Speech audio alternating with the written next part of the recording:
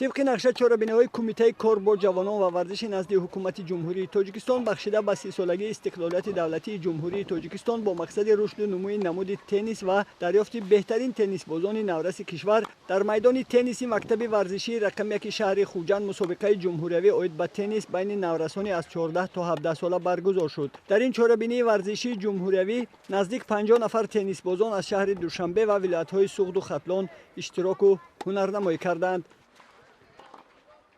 تنیس در تاجیکستان رشد کرده ایستاده است.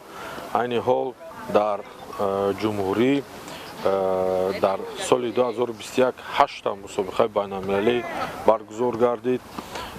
عین حال این سوم مسابقه که برگزار می‌گردد در پایتخت عزیزمون شهر دوشنبه یک مجمع کلان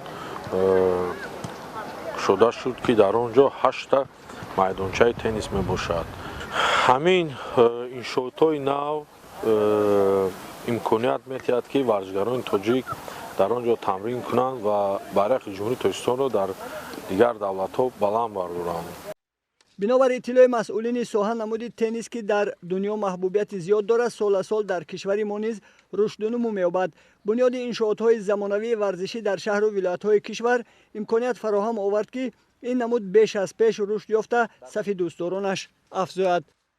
نمود تنیس در کشور ما خیلی خوب رشد نموده ایستاده است برای آنکه بسیار ورزشکاران به مشق فعالانه اشتراک کرده ایستادند و بیرون از جمهوری هم در مسابقات بین‌المللی خیلی اشتراکی خوب کرده ایستادند. خب شرایط‌ها چقدر برای مشق و تمرین؟ شرایط‌ها خیلی خوب میباشد.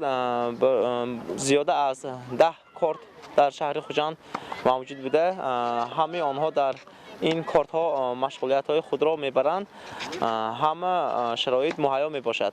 آینده نقشه ها در مسابقه های بین المللی جای نمایان را گرفته بیرق تاجیکستان را بلند برداشتند.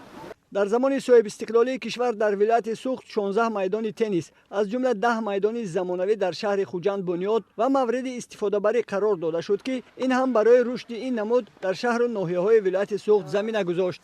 7 سال است که من این نمود ورزش را مشق کردم، تنیس را در این مسابقه جمهوری اشتراک کرده جای یکم را اشغال نمودم. من در آینده میخوام که با بسیارتر مشق و تمرین کنم و در دیگر مسابقه جاهای اول گیرم. این نمود ورزش تنیس به سلامتی آدم خیلی فایده زیادی دارد. میخوام همه جوانان نورسان به این نمود ورزش تنیس معروف شوند.